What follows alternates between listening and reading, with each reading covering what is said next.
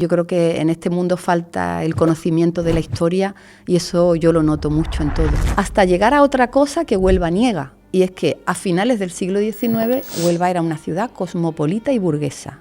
Y eso muchas veces ha dicho, no es que Huelva siempre ha sido un pueblo. No, lean, por favor. Al poco tiempo, Río Tinto era la primera mina del mundo. Trabajaban hombres, mujeres, niños. En el caso de Río Tinto, se hacen postales en las que vemos a los trabajadores metidos hasta la rodilla en las aguas ácidas. Claro, no pasa nada. Es el progreso. ¿Qué conservamos hoy en Huelva de herencia del legado británico? El muelle de Tarsis y el muelle de Río Tinto, que mal llamamos aquí del tinto, pues demostrando otra vez el desprecio de nuestra historia. ¿Es cierto esto que también el veraneo en Punta Umbría lo inician los ingleses? Totalmente. Claro, lo inicia Sunday. Y una biografía nunca es un cuadro completo. Entre otras cosas porque no tenemos a la persona para preguntarle. Pocos años antes de morirse todavía tuvo la iniciativa de montar la primera sociedad pesquera que en Huelva iba a utilizar barcos de vapor. Sí, ha sido la primera mujer rectora de la Universidad de Huelva. Claro, la primera de la Universidad de Huelva, la tercera de Andalucía. Bueno, yo en aquel momento tenía una situación personal complicada con mi hermana enferma de cáncer. Me pareció como que sí, que podía ser un momento que en la Universidad de Huelva se podían hacer cosas.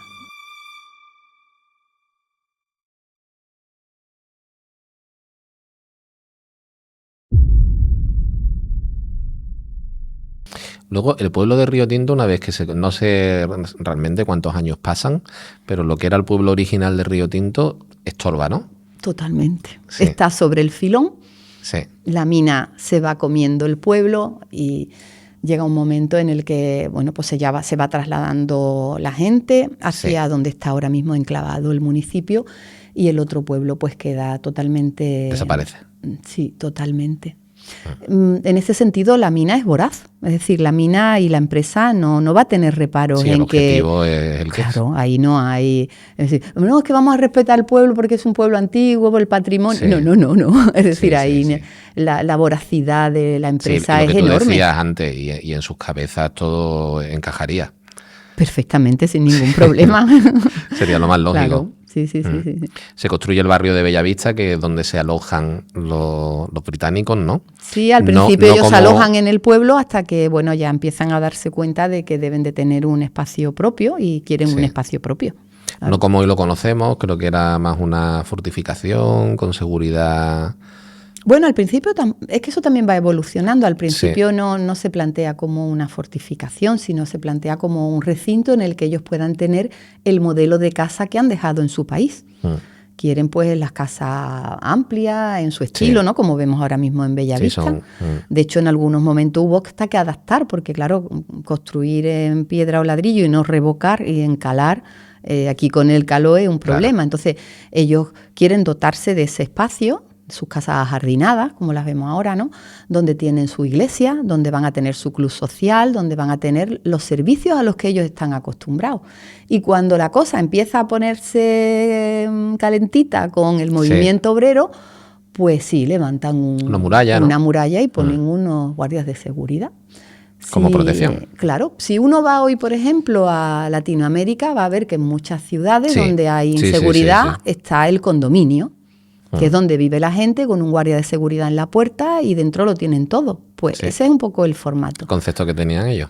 Sí, porque se sienten amenazados también. Sí. Y quieren vivir con tranquilidad y seguridad. Y posiblemente lo estaban, ¿no? Hombre, hubo atentados, esto fue un sitio muy complicado. Es decir, que es que aquí el movimiento obrero en Huelva fue muy, muy fuerte. Sí. En el siglo XX ya, ¿no? Cuando ya te digo que está más organizado, cuando hay miles y miles de obreros censados.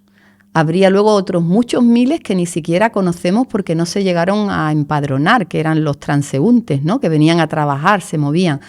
Aquí la concentración obrera llegó a ser muy potente y muy ideologizada, muy reivindicativa.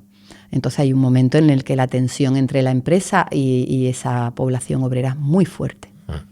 Creo que se crean más de 12.000 puestos de trabajo. Más. Bastantes más, quizás. Es difícil hasta de saber porque la empresa funcionó, y eso lo estudió muy bien José Juan de Paz en su tesis sobre el movimiento obrero en Río Tinto. La empresa tenía una parte de la plantilla que era su plantilla propia, a la que ellos pagaban y tal, que precisamente eran los privilegiados. Los que dependían directamente de la empresa eran los que mejor estaban, tenían los mejores salarios, las mejores protecciones. Sí. Pero luego la empresa acostumbraba a subcontratar determinadas obras. Pero eso no ha cambiado. Ahora Sí. lo conozco menos, pero probablemente sigue igual. Claro. Sigue siendo muy así. Sí, sí. Entonces la empresa en Normalmente ese los momento... puestos de trabajo que ofrecen las empresas principales claro, suelen ser mejores que las subcontratas. Pues tenemos que preparar, acondicionar los terrenos de no sé qué para hacer no sé cuánto. Entonces la empresa no contrata más personal, sino que subcontrata a una empresa española que a su vez subcontrata a unos trabajadores. Y ahí es donde empieza la pérdida es decir, de calidad. Esa subcontratación Sí. de empresarios en ese momento españoles que querían también sacar el mayor beneficio a su subcontrata, sometía a los trabajadores a unas condiciones peores. Entonces, la aspiración de muchos trabajadores era ser plantilla de la empresa, Sí. y no depender de esos capataces que a veces eran pues muy, muy duros, ¿no? Muy explotadores, sería la palabra. Esa aspiración se ha mantenido, sigue siendo muy así hoy en día. Y las condiciones de trabajo siempre se ha dicho que, bueno, eran prácticamente esclavitud, ¿no? Bueno, estamos hablando del siglo XIX. Sí. Entonces, en su contexto, ¿eh? En su contexto entonces histórico. estamos hablando de todos los días de la semana, aunque Sí. Madison, como era muy religioso, muy presbiteriano, puso el descanso dominical, cuando misa. Incluso en otras empresas españolas no existía. Entonces, trabajo muy duro, de muchas horas, en unas condiciones muy malas, claro, sin ningún tipo de protección, porque además eso es otra cosa. Un trabajador del siglo XIX no tiene una pensión, no tiene un seguro de accidente, una viuda no tiene nada. Entonces, eso también ayudó a que se aglutinaran los trabajadores, por ejemplo, en los que se conocían como sociedades de socorro mutuo.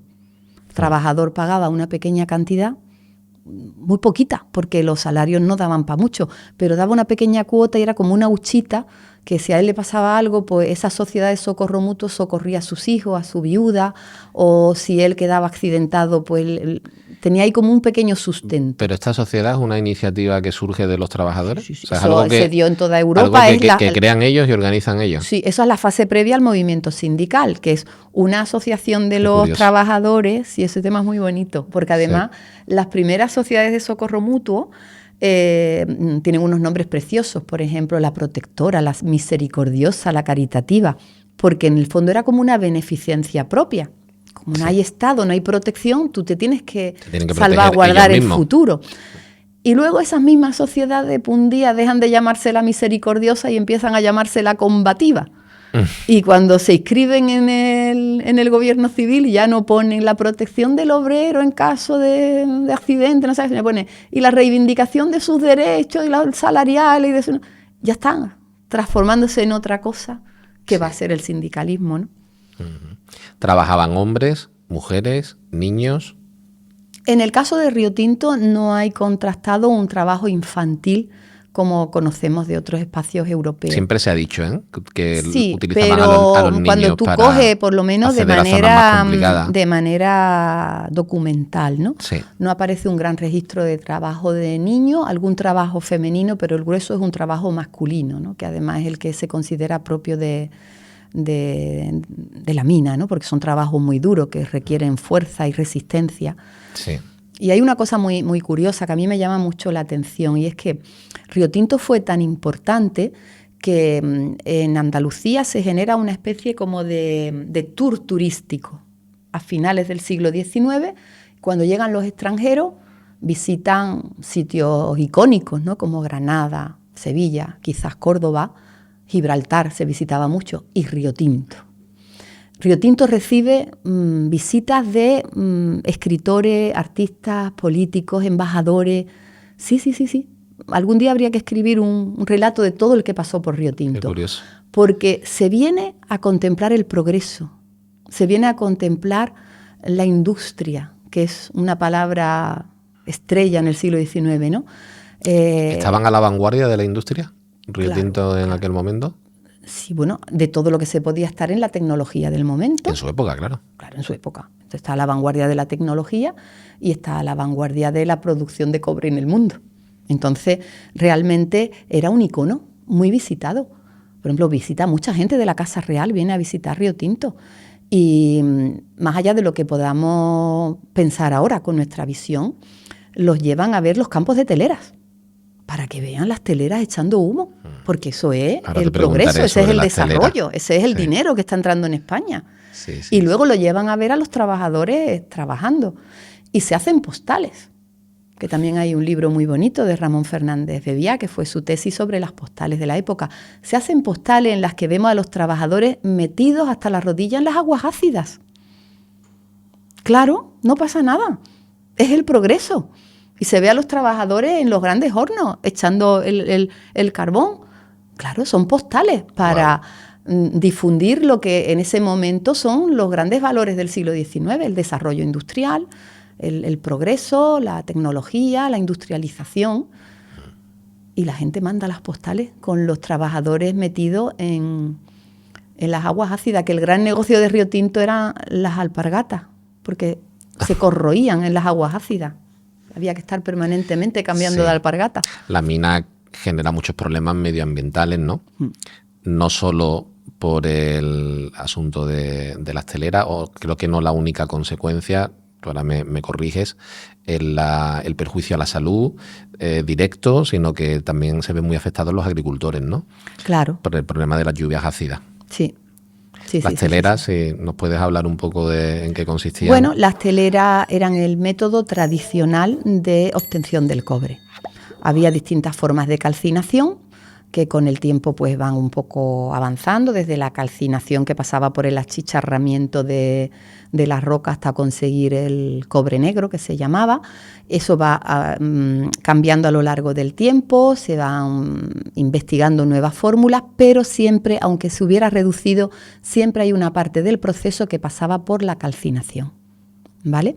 Y la calcinación implicaba pues poner capas de material arbustivo, ¿no? de material combustible, con capas del mineral triturado. Según la ley del mineral, pues distintos tipos de trituración, se hacían como grandes montículos y eso pues tenía que arder para que se produjera el proceso químico que daba lugar al cobre, ¿no? Entonces la emanación, claro, es una emanación contaminante.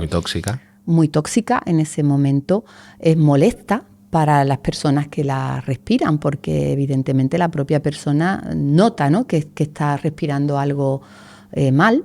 Es una emanación gaseosa que si en ese momento se produce lluvia, se transforma en lluvia ácida y destruye cultivos, llega a los arroyos y puede envenenar al ganado. Y además, como el sistema era el tradicional que se había utilizado siempre en Huelva, pero claro, en pequeña escala. El problema de Tarsis primero y luego de Río Tinto es que están produciendo a una escala descomunal. Entonces, lo que podía ser antes un pequeño problema se convierte en un problema gigantesco. Como tú bien dices, de salud, de destrucción del medio ambiente, que en ese momento no hay ninguna expresión de eso así. Claro. Es decir, nadie utiliza la palabra medio ambiente ni contaminación. Lo que se denuncia es el perjuicio para la salud y el deterioro de la riqueza agraria, porque se están destruyendo las cosechas o del ganado, en el caso del ganado. Y entonces pues empieza todo ese movimiento que se suma a las reivindicaciones de los trabajadores, también vinculada a las teleras, porque los días en los que había mucho humo no se podía trabajar y perdían su jornal. Entonces es un cúmulo de factores y de sujetos que participan en el proceso. Un proceso muy complicado sobre el que yo creo que todavía nos quedan cosas por saber, ¿no? Porque tiene implicaciones ideológicas, intereses políticos, muchos intereses políticos en todo el proceso. Y bueno, ahí se forma una conflagración de factores negativos, ¿no? Que termina en el año 1888, el 4 de febrero, que ahora pues acaba de pasar. El año de los tiros. El año de los tiros.